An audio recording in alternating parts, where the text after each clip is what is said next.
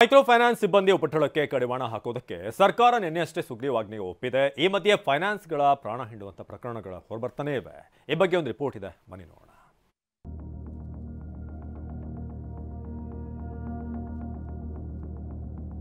ನಿಲ್ಲದ ಕಿರುಕುಳ, micro finance ಕಾಟಕ್ಕೆ ಕಡಿವಾಣವೇ ಬೀಳದಂತಾಗಿದೆ. ಪ್ರಾಣ ಹಿಂಡುವ ಫೈನಾನ್ಸ್ಗಳಿಗೆ break ಹಾಕುವುದಕ್ಕೆ ನಿನ್ನೆ ಸರ್ಕಾರ ಸುಗ್ರೀವಾಜ್ಞೆಯ ಅಸ್ತ್ರ ಹೂಡಿದೆ. ಸಚಿವ ಸಂಪುಟ ಇಂಥದ್ದೊಂದು ಕಾನೂನಿಗೆ ಅಸ್ತು ಎಂದಿದೆ. ಇನ್ನೇನಿದ್ರೂ ಕಾನೂನು ಜಾರಿಯಾಗುವುದಷ್ಟೇ ಬಾಕಿ. ಇಷ್ಟಿದ್ರೂ ಬಡ್ಡಿಕೋರರ ಒಂದೊಂದೇ ಕೃತ್ಯಗಳು ಹೊರಬರ್ತಿವೆ. ನನ್ನ ಜೀವಕ್ಕೆ ಸಮಸ್ಯೆಯಾದರೆ ಮೀಟರ್ ಬಡ್ಡಿಯವರೇ ಕಾರಣ. ಸಿಎಂ ಸಿದ್ದರಾಮಯ್ಯರಿಗೆ ರಕ್ಷಣೆ ಕೋರಿದ ದಾಂಡೇಲಿ ಮಹಿಳೆ. ಈಕೆ ಹೆಸರು ಹಸೀನಾ ಶೇಖ್. ಉತ್ತರ ಕನ್ನಡ ಜಿಲ್ಲೆಯ ದಾಂಡೇಲಿ ಮೂಲದಾಕಿ. ಹಸೀನಾ ಲಾಕ್ಡೌನ್ ಸಮಯದಲ್ಲಿ ಮೀಟರ್ ಬಡ್ಡಿಗೆ 20,000 ಸಾಲ ಮಾಡಿಕೊಂಡಿದ್ರು. ಇದಕ್ಕೆ ಪ್ರತಿಯಾಗಿ ದುಪ್ಪಟ್ಟು ಹಣವನ್ನು ಕಟ್ಟಿದ್ದಾರಂತೆ. ಆದರೆ ಬಡ್ಡಿಕೋರರ ಕಾಟ ಮಾತ್ರ ಈಕೆಗೆ ತಪ್ಪಿಲ್ಲ. ಈಗಲೂ ಕರೆ ಮಾಡಿ ಹಣ ನೀಡುವಂತೆ ಒತ್ತಾಯ ಮಾಡ್ತಾರಂತೆ. ಇದರಿಂದ ಬೇಸತ್ತ ಹಸೀನಾ ರಕ್ಷಣೆ ಕೋರಿದ್ದಾರೆ. ತನ್ನ ಪ್ರಾಣಕ್ಕೆ ಕುತ್ತಾದ್ರೆ ವಸೂಲಿಗಾರರೇ ಕಾರಣ ಅಂತಲೂ ಹೇಳಿದ್ದಾರೆ. और देशपांडे साहब उन्होंने मुझे इंसाफ दिलाना, मैं उनको मिलना चाहता हूँ. मीटर बड्डी देते हैं, मैं इनके पास से 20,000 अमाउंट है, मैं इनके पास से ली थी, उसका डबल मैं उनको दे चुकी. मेरे मरने का कारण इनुज बड्डी वाले, मुझे क्या भी हुआ तो इनुज सब जिम्मेदारी. ವಸೂಲಿಗಾರರ ಕಾಟಕ್ಕೆ ಜಿಲ್ಲೆ ತೊರೆದ 20 ಕುಟುಂಬ. ಇದು ಬರೀ ದಾಂಡೇಲಿಯ ಮಹಿಳೆಯ ಅಳಲು ಮಾತ್ರವಲ್ಲ, ಜಿಲ್ಲೆಯ ಬಹುತೇಕ ಜನರ ಪಾಡು ಕೂಡ ಇದೆ. ಮೊದಲು ಬಡ್ಡಿಗೆ ಸಾಲ ಕೊಡೋ ಪುಡಾರಿಗಳು ವಸೂಲಿಗೆ ನಾನಾ ಅಡ್ಡ ಮಾರ್ಗ ಹಿಡಿತಾರೆ. ಕೆಲವರು ಚೆಕ್ ಪಡೆದುಕೊಂಡು ಕಾಟ ನೀಡಿದ್ರೆ ಉಳಿದವರು ಕರೆ ಮಾಡಿ ಮನೆಗೆ ನುಗ್ಗಿ ಎಚ್ಚರಿಕೆ ಕೊಡ್ತಾರೆ. ಚೆಕ್ ಬೌನ್ಸ್ ಮಾಡಿ ಲಕ್ಷಾಂತರ ರೂಪಾಯಿ ನೀಡುವಂತೆ ಬೆದರಿಕೆ ಹಾಕ್ತಾರೆ. ಬಡ್ಡಿಕೋರರ ಉಪಟಳಕ್ಕೆ ಮುಂಡಗೋಡ, ಹಳಿಯಾಳ, ದಾಂಡೇಲಿಯಲ್ಲಿ 20 ಕುಟುಂಬ ಜಿಲ್ಲೆಯನ್ನೇ ಬಿಟ್ಟು ಹೋಗಿವೆ.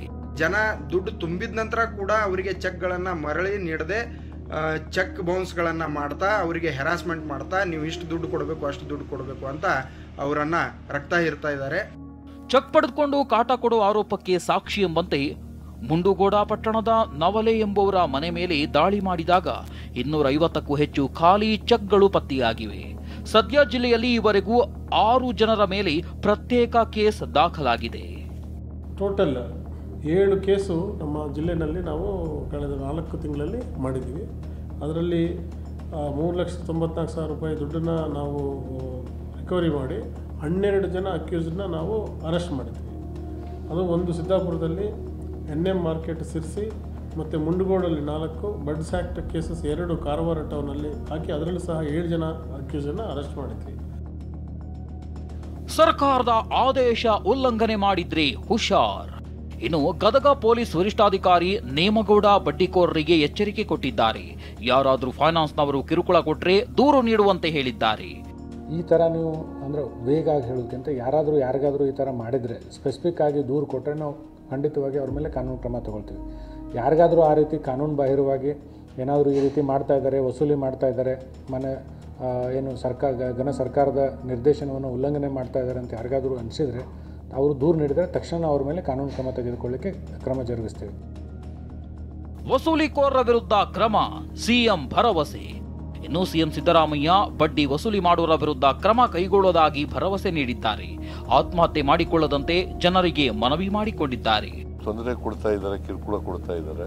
ಯಾರು ಪ್ರೀತವಾಗಿ ಬಡ್ಡಿ ವಸೂಲು ಮಾಡ್ತಾರೆ ಮತ್ತೆ ಕಾನೂನು ಬಾಹಿರವಾಗಿ ಮಾಡ್ತಾರೆ, RBI ನಿಯಮಾವಳಿಗಳನ್ನು ಉಲ್ಲಂಘನೆ ಮಾಡ್ತಾರೆ, ಅವ್ರ ಮೇಲೆ ಕ್ರಮ ತಗೊಳ್ತೀವಿ. ಯಾರು ಕೂಡ ನೀವು ಆತ್ಮಹತ್ಯೆ ಮಾಡ್ಕೊಳ್ತಕ್ಕಂಥ ಅಥವಾ ಇನ್ಯಾವುದೇ ರೀತಿಯ ಕ್ರಮಗಳನ್ನು ತಗೊಳ್ಬಾರ್ದು ಅಂತೇಳಿ ಅವರಲ್ಲಿ ಮನವಿ. ಸುಮಾರು ಲಾಗಳು ಆಲ್ರೆಡಿ ಇದ್ದಾವೆ, ಅದು ಪೊಲೀಸ್ ಇಲಾಖೆ ಇದಿರ್ಬೋದು. ಅವುಗಳನ್ನು ಯಾವ ರೀತಿ ನಾವು ಈ ಒಂದು ಹೊಸ ಕಾನೂನಿಗೆ ಲಿಂಕ್ ಮಾಡ್ಬೋದು ಅನ್ನೋದ್ರ ಬಗ್ಗೆ ಕೂಡ ಒಂದಿಷ್ಟು ಎಕ್ಸಾಮ್ ಮಾಡಿ ಅಂತ ಹೇಳಿ ಮುಖ್ಯಮಂತ್ರಿಗಳು ಹೇಳಿದ್ದಾರೆ. ಬಹುಶಃ ಇವತ್ತು ಸಾಯಂಕಾಲದೊಳಗಾಗಿ ಮಾಡ್ತಾರೆ. ಒಟ್ನಲ್ಲಿ ರಾಜ್ಯದಲ್ಲಿನ ಬಡ್ಡಿಕೋರರ ಕಾಟಕ್ಕೆ ಕಡಿವಾಣ ಹಾಕಬೇಕಿದೆ.